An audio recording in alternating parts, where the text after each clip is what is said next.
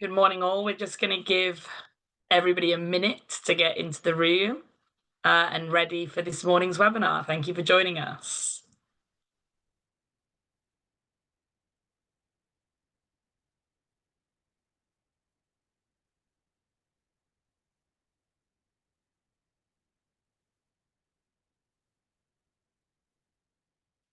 I hope everybody is getting comfy and have their cup of tea or coffee or any drink of choice ready for our webinar this morning. And if people are ready and comfy, and please keep joining as we begin, I would like to welcome everybody. So good morning. For some of you, we're aware it might actually be afternoon. So also good afternoon for all of you joining outside of British Columbia today. Now, before we get started, I would like to acknowledge the land that we're on today, the ancestral and unceded territory of the First Nations people that call this land their home. And in particular, gratitude to the Musqueam, Squamish, and Tsleil-Waututh people that are Indigenous to the Pacific Northwest Coast, and to the nations in the various territories that we are joining from today. My name is Gina Cools, and I am the Director of Enterprise Development for the United Way BC. Thank you for joining us for today's webinar, How Risk and Internal Audit Operate in a Social Purpose Company. The Social Purpose Institute is an initiative of the United Way of BC and was founded just over 5 years ago to help businesses pivot to purpose through our unique offering of programs and services, with a view to helping businesses use all their assets to building resilient communities for people and planet. Today's webinar is based on a recently released paper sponsored by BCLC and conducted by Deloitte on the roles of risk and audit in a social purpose organisation. I'd like to thank BCLC, an alumni from the SPI's Social Purpose Innovators and Implementers programme, for their continued leadership and support in developing these important resources as we continue to grow and mature social purpose organisations and the economy as a whole. Now, let me introduce the facilitator for today's panel, Jennifer Barbosa. Jennifer is BCLC's Director of Enterprise Risk Management Services and Corporate Insurance. Key to embedding social purpose within BCLC's risk assessment practices, Jennifer was a close collaborator with Deloitte and the rest of our panel to develop the white paper we are discussing today. We're looking forward to hearing her share some of her insights. And Jennifer, I'd like to welcome you to the stage. Great. Thank you for the introduction, Gina. And a big thank you to the United Way Social Purpose Institute for hosting the panel today. As Gina mentioned, BCLC recently teamed up with Deloitte to conduct a study into the functions of risk management and internal audit in social purpose companies. For the study, Deloitte interviewed 12 Canadian and international leaders to understand how their purpose informs the role of risk management and internal audit functions within their companies. Members of BCLC's board and staff served as advisors and contributors to the white paper, providing valuable insights regarding our own organization's approach to social purpose. In our panel today, we'll be discussing the white paper resulting from that study titled How Risk and Internal Audit Operate in Social Purpose Companies. The paper offers 7 key recommendations for those looking to elevate their roles of risk and audit in their companies to support their social purpose. Our panel will cover a handful of recommendations and we'll answer some of your questions about the paper too. Before we get started, let's do some housekeeping. As you can see, your video and audio as attendees has been disabled for the hour of this webinar. If you have any issues with seeing or hearing us, please let us know in the Zoom chat box. And please feel free to pop in the chat to say hello and let us know where you're from. We'd love to know. In the last 15 minutes of our session, we'll open up the discussion for questions. Now, we have a Q&A feature that is live now. So if you have questions for us, enter them into the Q&A form. We're not going to be reading the questions from the chat box, so please make sure that your questions are entered via the QA form. And with that, I'm delighted to introduce the other members of our panel today, and I'll invite them to join me on screen now. So joining me from BCLC is Rao Wandawasi. He is the Director of Audit Services. Rao has played a central role in integrating social purpose into BCLC's audit practices. From Deloitte, I'd like to welcome Jeff Sutton, who is the National Leader of Brand Strategy and Reputation. I'd like to also introduce Jordan Marr, who is a partner of Deloitte's Risk Advisory Practices. So Rao and I worked very closely with Jeff and Jordan to produce this paper so that we could share the lessons and expertise of risk and audit leaders as they learn to embed social purpose into their roles. We're all very excited that you're here with us today and really eager to learn more. I know we're looking forward to a full and enriching discussion this morning. So with that, we'll dive right into the panel of questions. So let's kick off the discussion by delving into the evolving roles of risk and internal audit within social purpose companies. We acknowledged in our paper that these links are still under development. So to begin, I have a question I would like to direct to Jeff. Jeff, could you share your perspectives on how you anticipate these roles evolving in the context of social purpose? And more importantly, where do you think we're headed? What's the final destination for risk and internal audit within these companies? Thank you, Jennifer, and it's great to see you again, of course. It was really interesting when we started this engagement. The question was, is there a role for risk and internal audit in helping an organization towards its purpose? I've been fortunate enough to work in the purpose space for many years, and typically the functions that we engage with the most are what you would think: culture, brand, marketing, communications, corporate strategy. Typically, risk and internal audit weren't one of the business functions we'd engage with. However, as the thinking's matured around purpose, and it's kind of moving from what some call periphery purpose or surface level purpose more towards deep purpose, the role of risk and internal audit was someone or something we thought really had a key role to play in ensuring that purpose was authentic, purpose was actioned, and that the organization was implementing the appropriate processes, governance, oversight to ensure that this wasn't just words on a page, that this was something the organization was living and breathing. So we were thrilled to have this opportunity to partner with you in this paper and learn if this hypothesis was true. And thankfully, yeah, the hypothesis is true. There is a tremendous role for internal audit and risk. And as you mentioned, there's 7 recommendations. And so hopefully everyone joining us today has a chance to review those.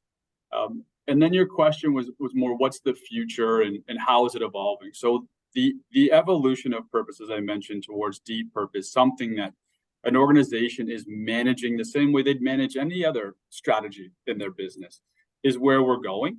And internal audit and risk play a key role. And in those 7 recommendations, there's 3 that really stand out to me. One is around governance and the role of risk and internal audit to ensure proper governance at the board and management level.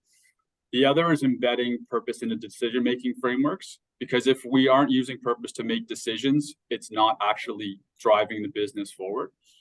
And then measuring purpose, the role for risk and internal audit to ensure that we're measuring the desired outcomes we hope to achieve.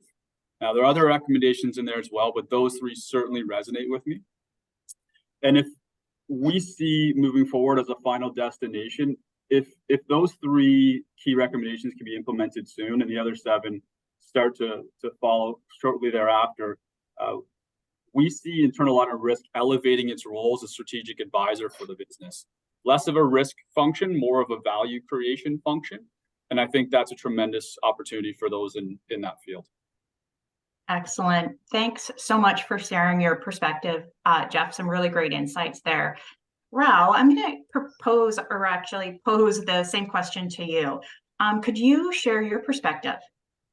Sure. Thanks, Jennifer. It's lovely to be here today with the rest of the attendees. Speaking from an internal audit lens, if you step back, historically, where audit is focused is you would typically see the audit team looking into compliance, looking into regulations, looking into the assurance work. That could be the space in which we play, historically speaking, right? But now when we put the social purpose lens on and see what an audit team can deliver to the organization, the one big change, apart from all those other things which we do in the past, is the advisory role. There's the value addition or value creation that Jeff mentioned about, which is a key change from how the audit used to practice from the past. The advisory role is a key element there. And just to give a few examples tailored towards social purpose in terms of the kind of engagements or work that an audit team would undertake in the space, we would look at at the governance. What does the audit committee or a board agenda look like, and the level of social purpose dominating that agenda or that package? We will look at budget and the budget allocation to see the proportion of social purpose. Is it just purpose washing, or is it, are we walking the talk? We would also look at if audit would also go into spaces like strategic planning to see is the plan tailored towards profit, or is purpose also there? So these are areas typically where you would not go or venture into when you're strictly doing assurance or compliance. But from an advisory space, these are areas that we would look into. So speaking to the change of how the role is evolving. And to your second half of the question, Jennifer, in terms of what does the final destination look like in this role, the way I'm operating with my team, there are three pillars that we are working towards.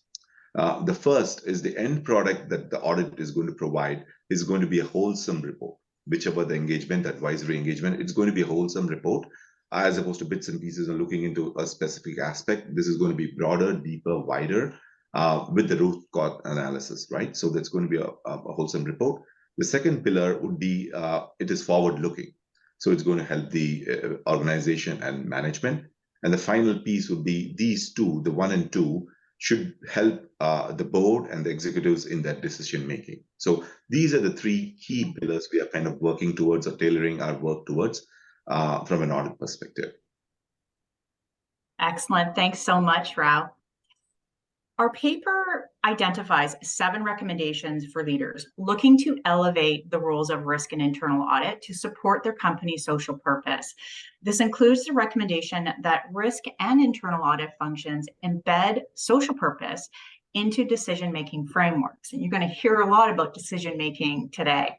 Of course, we know that social purpose must be woven into everything a company does, especially in its day-to-day decisions. Jordan, given your knowledge and expertise, what are some of the ways that these functions can support purpose-based decision-making? Yeah, perfect. Thank you, Jennifer, and thank you for having me on the webinar as well. It's great to be here. I mean, as you say, we're going to hear a lot about decision-making. We've already heard Jeff and Rao mention decision-making, so I think your question is very much on point, because I think it's pretty central to a lot of the observations and recommendations throughout the paper. To me, it starts, I think as many projects do within risk or internal audit, you need to understand what is currently happening. You need to understand what's currently happening in the organization to make decisions. So how do organizations make decisions today? And is there even a purpose lens that's being applied to the way that decisions, are being made? And then that cascades down to, both risk and internal audit. So within the risk, lens, when organizations are making decisions, often they're making decisions that are, helping the organization to achieve its strategy. But in order to, make that decision, there's also the concept of whether or not the actions that you're proposing to take are within the risk appetite, of the organization. And so the risk function really needs to help the organization understand whether or not their risk appetite needs to shift as a result of their purpose.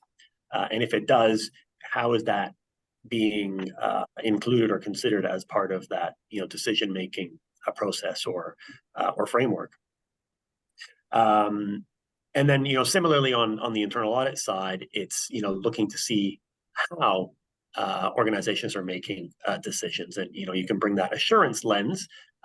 If the organization, does have a robust decision-making framework, you can bring that assurance lens and look at how they're doing that, and provide, comfort that purpose is woven in to the fabric of those decisions, or if not, then making recommendations on how to do that. It sort of got me thinking. Probably goes back about 10 years, where I actually did an audit for a client of ours on decision making, something that I'd never done before. So it was quite a unique audit, and I would approach it very differently today, having gone through this paper, because when we did it 10 years ago, we didn't consider, purpose wasn't even on the agenda, never mind on the radar. And when we went through that audit, we sort of broke the organizational decisions down into a few buckets: strategic decisions, capital expenditure decisions, and more day-to-day operational decisions. And I think these are the sorts of things that internal audit function today could easily do. And just to take it a little bit deeper, like if you on the CapEx decisions as an example, typically there's going to be a business case associated with the capital expenditure to get that approved. Within that business case, there are going to be a stream of benefits that are defined. And so now layer purpose, over top of all of that. So is purpose considered in the business case? What are the benefit streams that actually relate to the purpose of the organization? Are they strong enough to actually get this business case approved? We need to go back and adjust perhaps some of the outcomes or deliverables that we want from the business case as a result, to better align with the purpose. So it's really getting down into those weeds in terms of how the organization is making decisions at the end of the day. And then just one final comment, because risk teams, risk functions, and internal audit teams and functions, you're also making decisions on a day-to-day basis. And so I would encourage those leaders to think through, how are the decisions that they're making on a day-to-day basis helping to drive the purpose of the organization? That could be hiring decisions. The people that you're hiring, are they bringing the skill sets that you need to help the organization drive that purpose? You're making decisions to work with vendors. Do those vendors align with your purpose? Are they accretive to helping you achieve that purpose? So thinking through at all levels and all decisions, how they're aligning to your purpose as an organization at the end of the day. Well, those are really excellent points, Jordan. From my experience, I've observed that when it comes to embedding social purpose into the day-to-day decision-making of a risk management function, there's several kind of concrete steps that can be taken.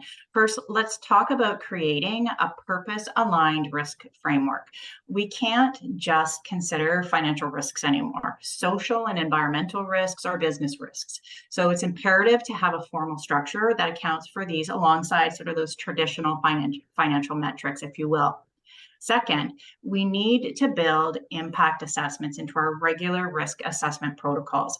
It's not just about identifying risks, it's about understanding their broader impacts on our stakeholders and the environment. Third, we've got to design risk mitigation strategies that don't just minimize financial exposure, but also drive positive social and environmental outcomes. Especially, essentially, really what we're talking about are, it's the triple bottom, if you will, the triple bottom line. It's people, planet, and profit. And I can't emphasize enough the value of running scenarios that include social and environmental variables. These factors are increasingly influencing the business landscape, and being prepared is half the battle. We also must conduct due diligence on all third parties we engage with. We can't say that we're committed to social purpose if our vendors and partners aren't aligned with these same values. And lastly, I would say we need to modify our risk reporting to reflect our social purpose. The board and senior management need to see this information right alongside, financial and performance metrics. All right. So next question. Once we have a social purpose and those decision-making frameworks are in place, I think it's only natural that our next question is, well, how are we doing with this? Are we making a difference? It seems that data and measurement is always on the minds of those in social purpose circles. Rao, from your viewpoint, how can risk and audit functions help to measure their company's progress? Sure, Jennifer, thank you. I'm going to start off with the old adage, right? What gets measured gets done. So, and audit has a key role to play in this space. The only caveat would be it's not a one size fits all. And the reason why I say that is different organizations may be at different points in their maturity scale from a social purpose point of view.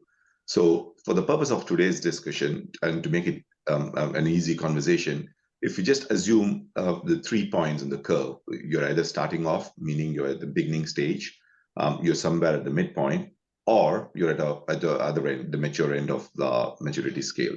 So if we look at those 3 points and then look at how internal audit can play a role in measuring the metrics for the organization and provides them valuable and meaningful information to the decision makers for key decisions.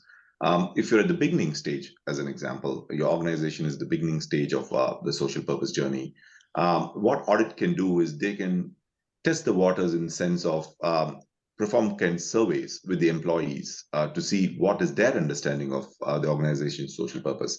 Is there a common understanding, or is there a differing view?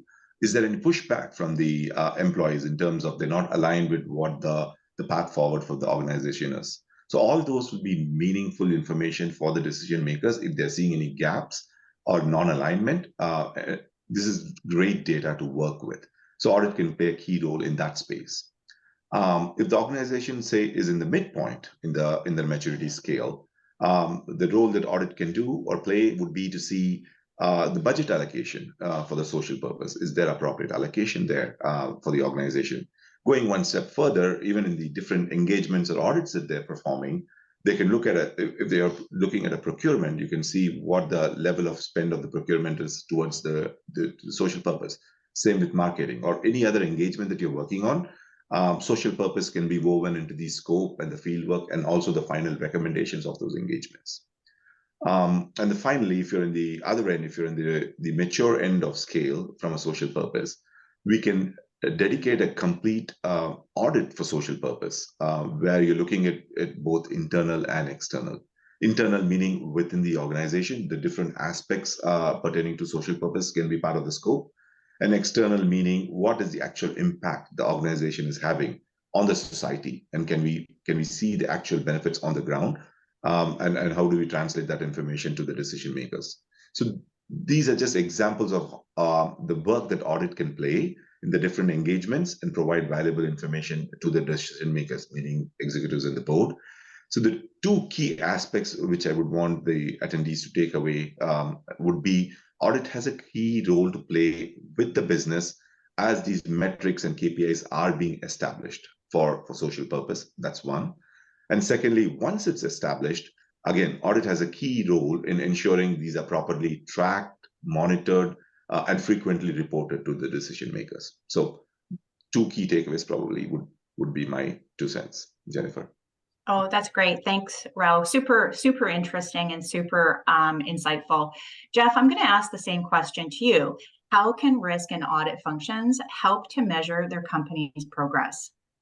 Yeah, difficult to add anything because Rao, that was a fantastic answer. You covered most of it. One of my favorite quotes from the report is, in addition to new risks associated with pursuing purpose, a company must also consider the risk of not making progress towards a company purpose. And I think, Rao, you touched on that really well. So I think, and the maturity model is a fantastic way to frame it as also, Rao. I think wherever you are in that maturity scale, are you progressing? Are you doing the things you need to do internally to progress towards purpose? Are you actioning it? Is it governed? Are you measuring it? Are there decision-making frameworks in place? Like, what are we doing aside from what has typically been the approach is a fantastic campaign, a really inspiring, aspirational vision, some fantastic marketing communications. I think that's where we're really going, is this notion of deep purpose. And it starts on, are we doing the things we need to do to actually live it? So Rao touched on that, and I love that quote, so I want to double down there. Rao also touched on the importance of measuring the social impact of purpose, so you can point to a tangible outcome. I think that's also critically important. The third one I'd add, and Rao, you touched on it a little bit with the employee sentiment. So are employees understanding, are they using it? So critical stakeholder to make sure that we're measuring and monitoring that they are included and feeling engaged. I would just add all other stakeholders as well, externally. So do our customers and our consumers, in our communities, regulators, investors, how is this showing up with our stakeholders? And is it having the desired impact we want? And I think also important to add, to measure success, you first have to define success. What is success? What outcome? Is it purely social impact? Fantastic if it is. Jennifer, you mentioned the third P in the 3 Ps, profit. So if it's not creating profit, it might not.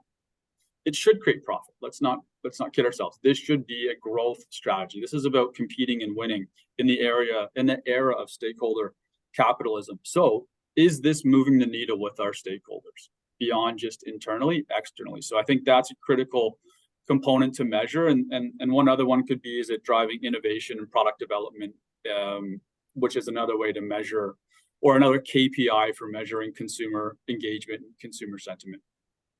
Oh, love it.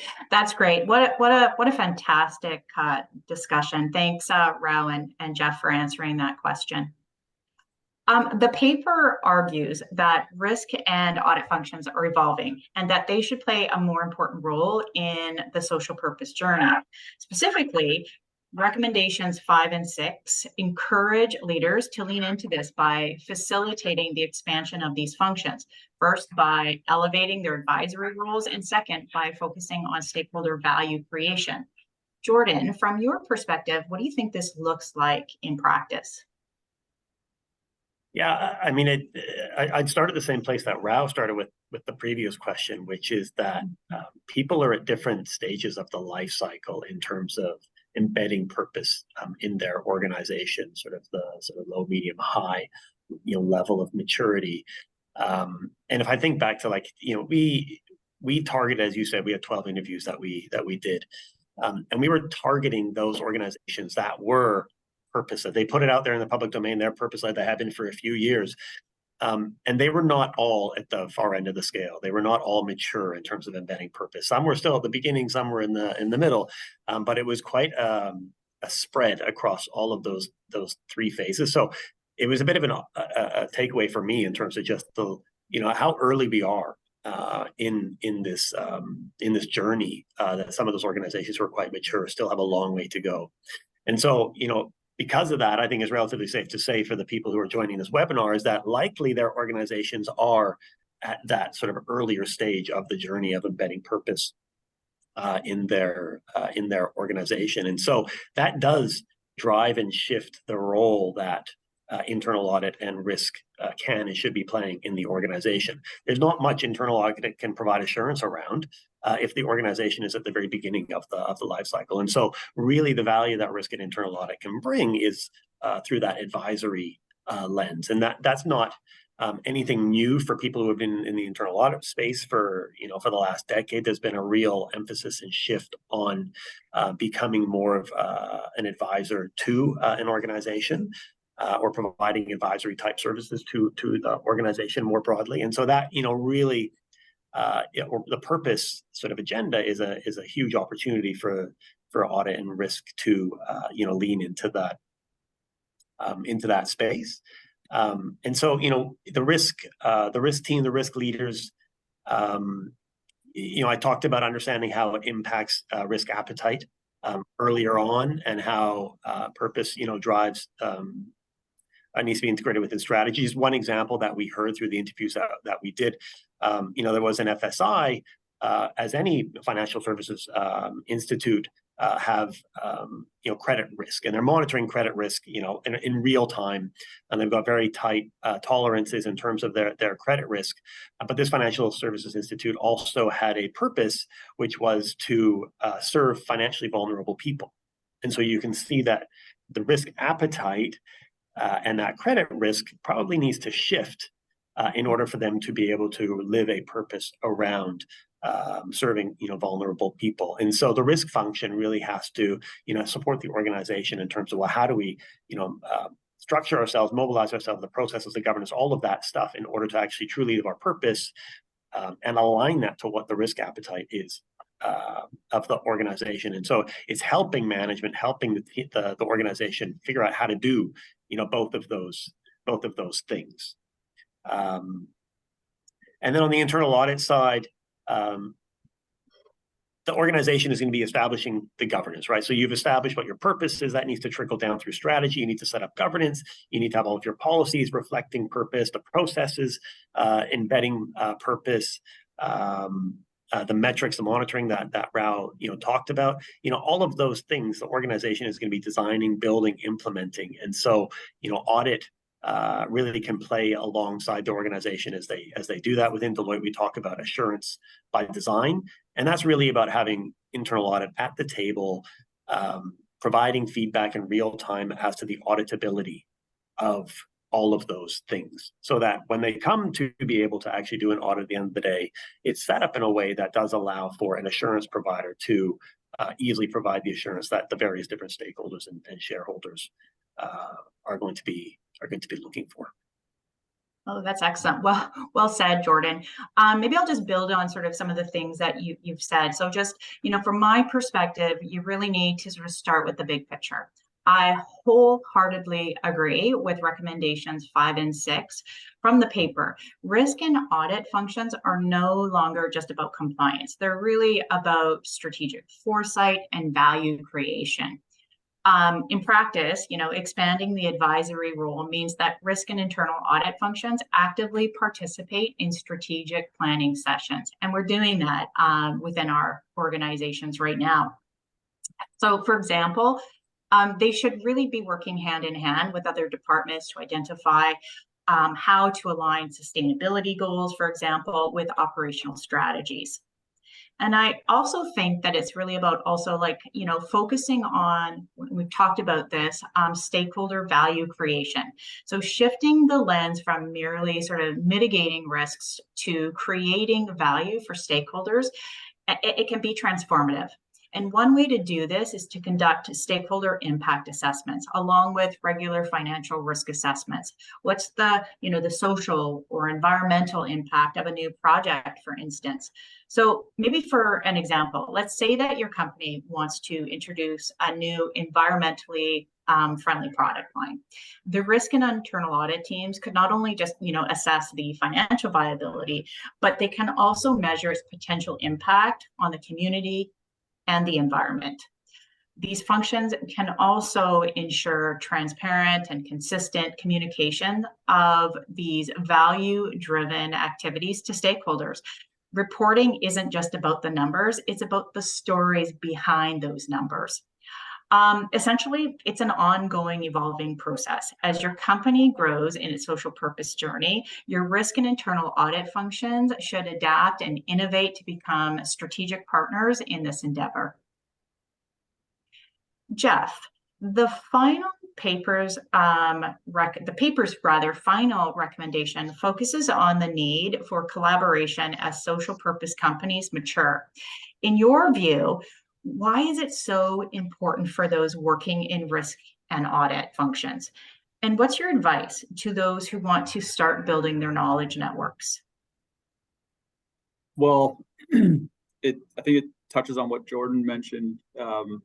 Most organizations out there are at the early stages of their journey, and I think even more so, internal audit and risk are even earlier at the stage.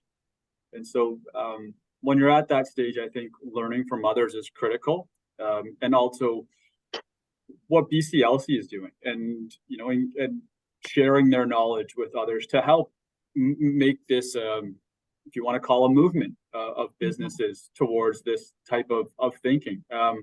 So it's critical that we share the learning so others can follow. That's one. It's critical that we also are on the receiving end, we're learning from others so we can advance. And I think internal audit and risk are certainly at that maturity stage right now. And hopefully this paper is doing that. And thank you to BCLC for helping make that happen. And there are other organizations out there that have been on this journey, but not necessarily for profit. So there are not-for-profits, there are NGOs, there are other businesses who have always been centered in impact that could be a great starting point to learn from. It's not going to be like for like, that's okay, but there are good insights to take from organizations who are further along, but might just be a different business model. I think just I would finalize my answer with if we believe that this is the right way to grow our business and right way for society, but also just as importantly, the right way to compete and to win and to grow in today's world, then it's important that we learn from others who are on this path. And it's also equally important that we share that information with others who might not be where we are today, but also believe in the next era of winning in the world of stakeholder capitalism. Excellent. You make some really great points, Jeff. Thanks for that. I really think this paper nailed it with this final recommendation on the need for collaboration. We're moving towards a more interconnected, stakeholder-driven landscape. Risk and audit functions can't just operate in a silo anymore. They must collaborate, both internally and externally, with complex challenges like sustainability, ethical practices, and community engagement. The more perspectives you can bring in, the better you understand the entire risk landscape. Collaboration adds depth and nuances to risk assessment and value creation strategies. And for those that are looking to start, my advice is to begin with cross-functional internal teams, including marketing and operations, even the C-suite. Once there's a strong internal collaboration model, expand to external networks like industry forums, governmental bodies, NGOs. And I think just in terms of some concrete actions that you can take, subscribe to publications, join professional organizations, and attend conferences that focus on the intersection of risk management and social purpose. Use platforms like LinkedIn to connect with like-minded professionals. For example, one of the goals that BCLC's research series is to bring professionals together, even through events like this webinar, to share these lessons widely and enhance the business community in pursuit of social purpose. So I think that's those are some ideas to kind of help you get started on your journey. Jordan, for you in your role or with your clients, what have you learned so far about integrating social purpose in risk and audit functions that you think is crucial for the audience to know?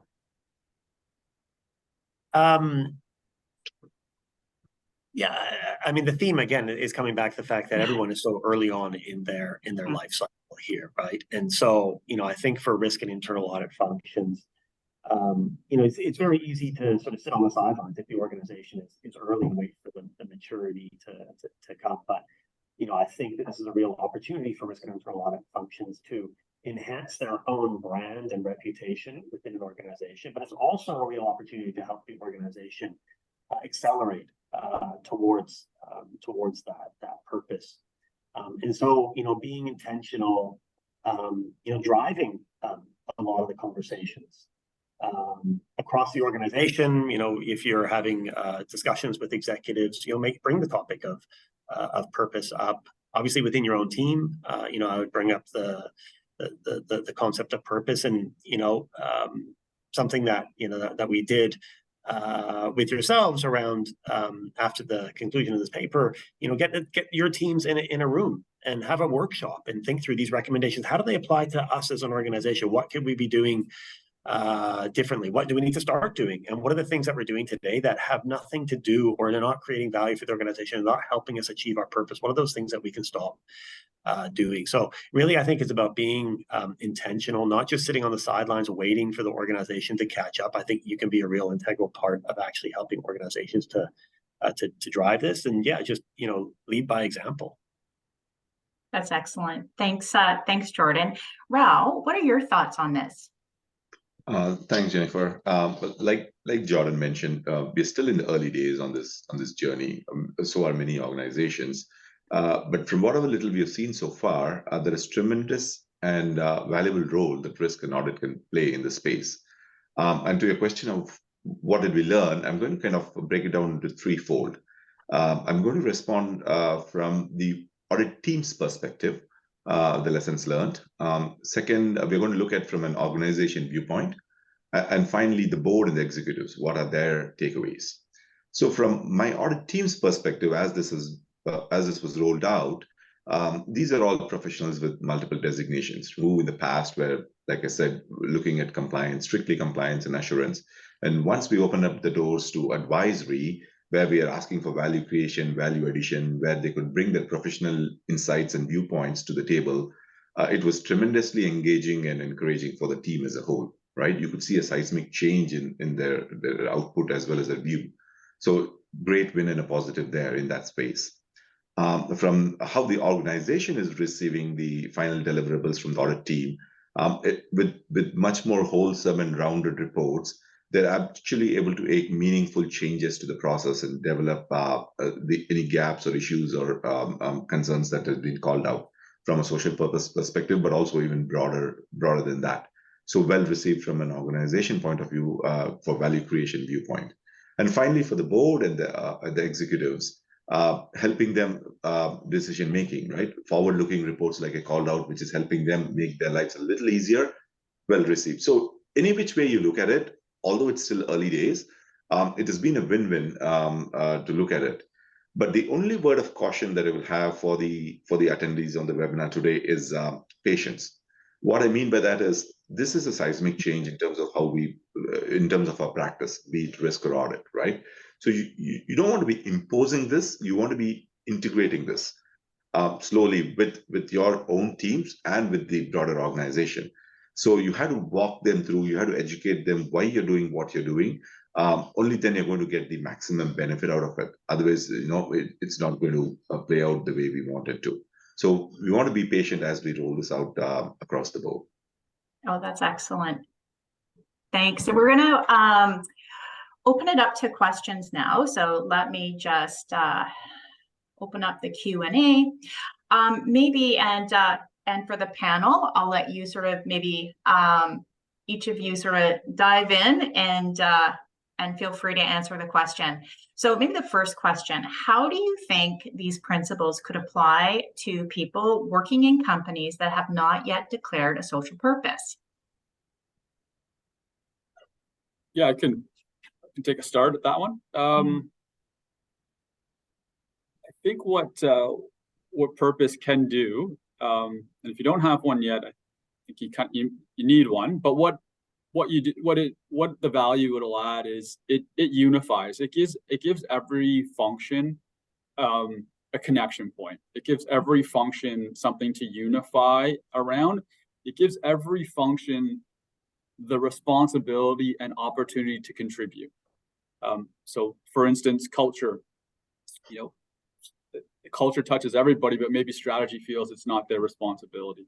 Purpose is elevated above something like culture, strategy. It informs those things. So every function has the right and the opportunity to contribute. And that certainly is hopefully clear today for risk and internal audit. So I think the first step is to use it as a way to educate those around you. As Raul said, don't force it, but start to educate and go slow. And start to apply these functions to see, or start to apply these recommendations to see yourself as contributing to value creation. And maybe if the organization doesn't have a purpose, it's still important, as Jennifer mentioned, to understand what's our impact as a business on our stakeholders. What's the impact of our business on society? Because these are risks. And those risks don't have to be framed in purpose. It can be framed as simply stakeholder risks. And so I think there's recommendations here you can use and apply today. You just don't have to frame it in purpose, or take these recommendations and convince the organization that purpose is important for various risks reasons as well. Excellent. Jennifer, if I may just add on to Jeff's point. Absolutely. Great point. If the organization is still in the early stages, or if not even made that transition to a purpose setup, there are a number of recommendations in the paper, and I'm going to strictly speak from an internal audit viewpoint, where we are not looked at only from a compliance or or as a hurdle, but more as an advisory role or value creation role. Those are great inputs and services that the audit team can provide to the organization, and a great motivating and engaging factor for the team as well, the audit team as well. So just to add on to Jeff's points, there are a number of key other takeaways, even if the organization is not made that leap into the purpose organization, that can benefit the risk and audit team. That's great. Thanks, Rao. Thanks, Jeff. So another question is, I like the progressive forward thinking of internal audit on providing value. However, how do you get the buy-in of key senior management as they may see themselves? As they may say they themselves can report back to the board and provide the KPI results. I will take a stab at it first, probably, and John and Jeff and you, Jennifer, can jump in. So yes, like I said, a patient, and this takes time, right? So it's not just lip service where you say, I'm going to do X, Y, Z. You have to first educate them as to why you're suggesting what you're suggesting, and how is it going to benefit the organization and that respective team or process, right? That's step one in the early stages. But then you have to live up to what you have said, meaning you have to build that trust and deliver through the reports. So like I said, the reason I keep going back to patients is because the initial conversation happened, say, in month one, and by the time the final deliverable or report comes out, it's going to take a few months down the road. But when they see the end product, they're going to see the actual value of what the audit has promised from a value creation and an advisory role. Which is going to help see the benefits of a wholesome product, as opposed to, like I said, in the old compliance and assurance world, it used to be a point in time, a small piece was looked into, and we report out on it, pretty black and white.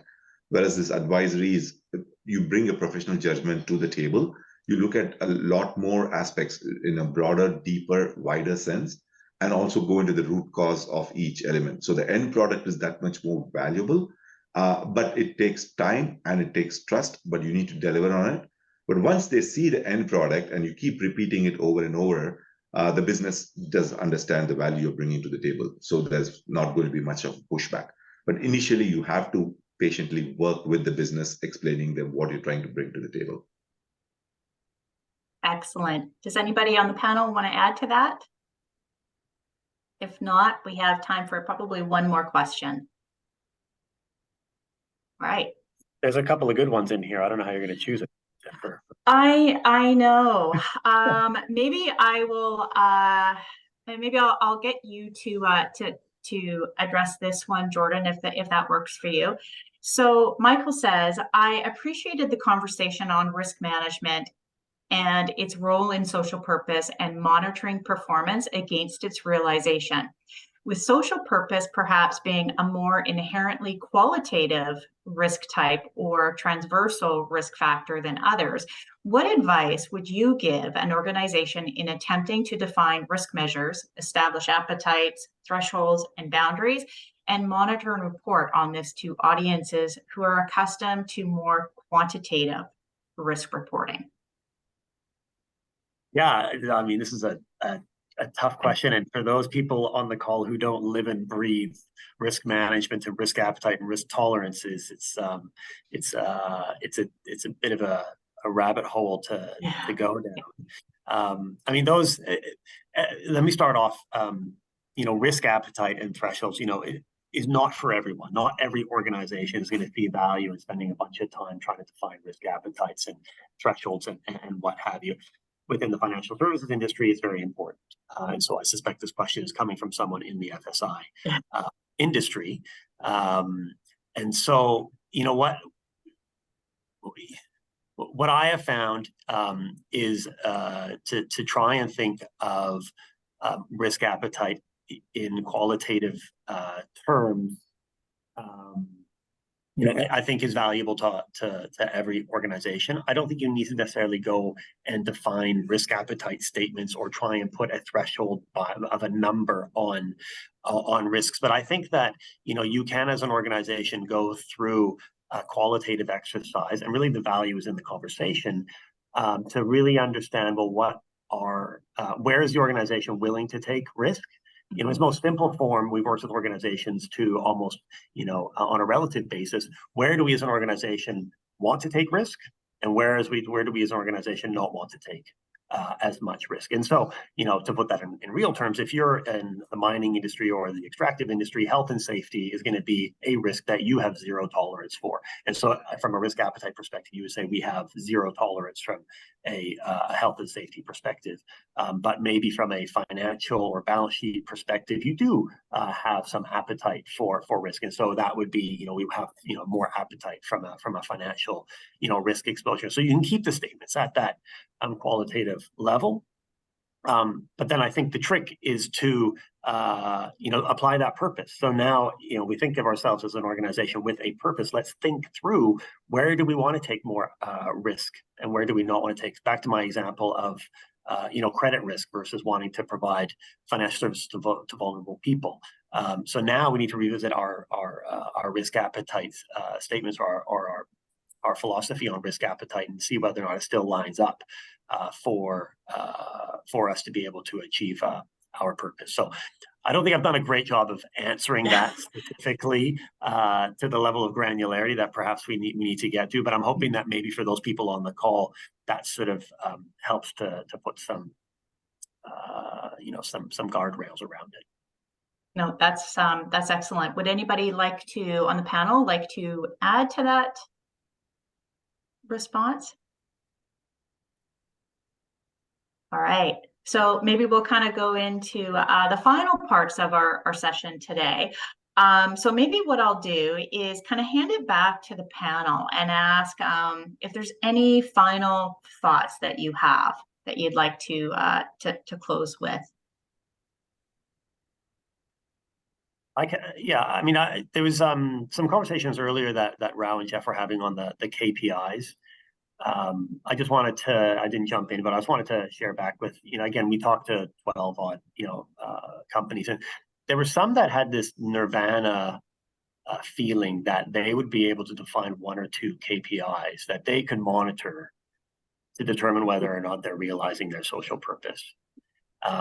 And I think it was a little bit, having gone through this whole exercise, I think it's a bit naive to think that you can find one or two KPIs that will tell you whether or not you're achieving your social purpose. I think we've talked to some organizations who are down that mature end of the scale, and they're monitoring, you know, 40, 50 KPIs to try and get a handle on whether or not they're realizing their purpose. So, you know, just as a bit of a baseline for those who are out there on the call thinking, what does this look like? It's probably not one or two. It might not be 40 or 50, but it's, you know, probably somewhere in the middle. And I think that gives you an idea of the level of change that has to happen in the organization in terms of defining the processes, defining the policies, defining, you know, everything within the organization from a governance perspective, decision making, because at the end of the day, there's going to be, you know, whatever it's 20 or 30, you know, things that you're going to be measuring that you probably aren't measuring today. So there is definitely a shift. This isn't just, you know, doing things a little bit differently.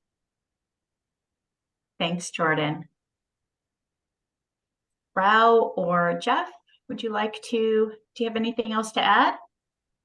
Just maybe a final thought, kind of touched on it, but just to double down on there are risks associated with should we or should we not pursue purpose. That's a risk. If you are pursuing purpose, I think it's even a larger risk, bigger risk, of not making progress against it. And so that gives internal audit and risk tremendous opportunity to contribute to the viability of the business to succeed and thrive in a world, Jennifer, you touched on well, which is driven by stakeholder impact. So I do think overall this paper's been really enlightening to emphasize that point, to give internal audit risk folks an opportunity to contribute. Excellent. And my Thanks, final Jeff. point, Jennifer. My final point, Jennifer, would be audit does have a key and a substantial role to play in this journey of the organization in the social purpose space, but it takes time, right? It's not going to overnight. We have to be at it to see the results, and for the organization to see the results of what the risk team and the audit team can contribute towards. So both within the team as well as with the organization, we want to be patient until the dividends are there to see for everybody. Excellent. Well, I want to thank the panelists. I think, maybe in summary, our discussion today has shed light on the evolving roles of risk and audit functions within social purpose companies, highlighting the importance of embedding purpose into decision-making, expanding advisory roles, also kind of highlighting I would say just how important it is to involve risk and internal audit at the table.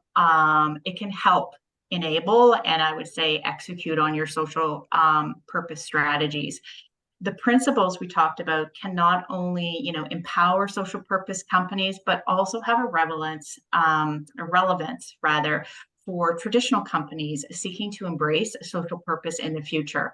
We explored key considerations, we talked about challenges and opportunities, ultimately, emphasizing the pivotal role of risk and audit functions in driving purpose-driven outcomes and value. So I'm going to now hand it over to Tessa. Thank you. Thanks so much, everyone. Wow, what an incredible conversation. Really, I could be here all day. There are so many key takeaways. So thanks to all of you for joining us today. I especially want to thank Jennifer, Rao, Jeff, and Jordan for their time and their incredible insights and expertise in this emerging field. BCLC for your leadership. I think we hit on this in our discussion. As social purpose continues to grow and mature, it's vitally important to develop and share these resources on important topics like audit and risk in a social purpose organization. For those of you interested, BCLC also published a paper on marketing on purpose, how marketing differs in a social purpose company, and we're happy to send you all the links to the report. And to stay in the social purpose loop, please subscribe to our newsletter. We regularly host free webinars on a variety of social purpose related business topics. Next, coming up in the social purpose world from November 20th to November 24th, we're celebrating the 3rd annual Purpose in Business Week. You can look forward to an announcement for an incredible speaker that will be bringing for that event. And again, thanks to everyone so much for all of your work in the incredibly rich discussion today. Thank you. Yeah, Thanks. Thanks very much. Thanks, everybody. Thank you.